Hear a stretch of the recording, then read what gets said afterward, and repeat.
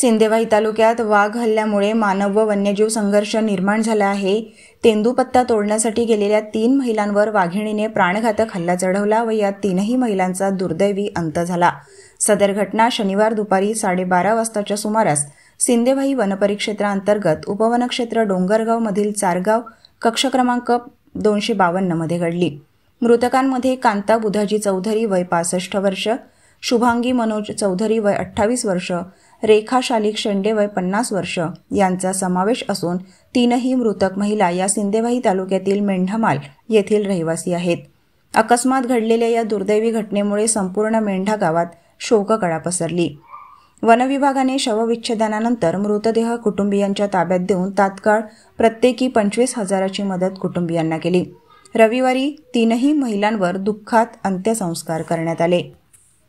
वाघाच्या हल्ल्यात एकाच दिवशी 3 जणांचा बळी जाण्याची ही महाराष्ट्रात पहिलीच घटना असल्याचे म्हटले जाते। जंगलासोबत निगडीत असलेल्या गावखेड्यातील गोरगरीब जनतेला जंगल परिसराचा संपर्क येतो, त्यामुळे मानव व वन्यजीव संघर्षाचा सामना जनतेवर करण्याची पाळी आली आहे।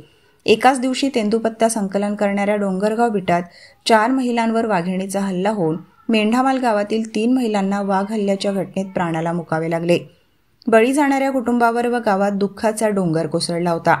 अंत्यसंस्कारावेळी क्षेत्र दौऱ्यावर असलेले विधिमंडळ पक्षनेते तथा लोकलेखा समिती अध्यक्ष व ब्रह्मपुरी विधानसभा क्षेत्राचे आमदार विजय वडेट्टीवार यांनी वाघ हल्ल्यात मृत पावलेल्या 3ही महिलांच्या अंत्यसंस्कारात सहभागी होऊन त्यांच्या कुटुंबियांचे सांत्वन केले।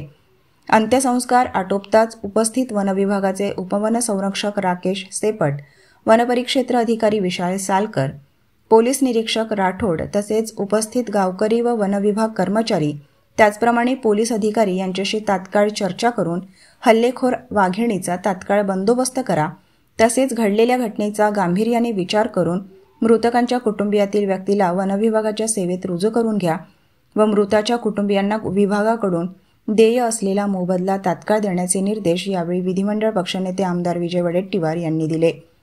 सोबतच अशा दुर्दैवी घटना यापुढे घडू नये याकरिता विशेष उपाययोजना करण्याचेही त्यांनी यावेळी उपस्थित वन अधिकाऱ्यांना सांगितले। यावेळी मोठ्या संख्येने नागरिक उपस्थित होते।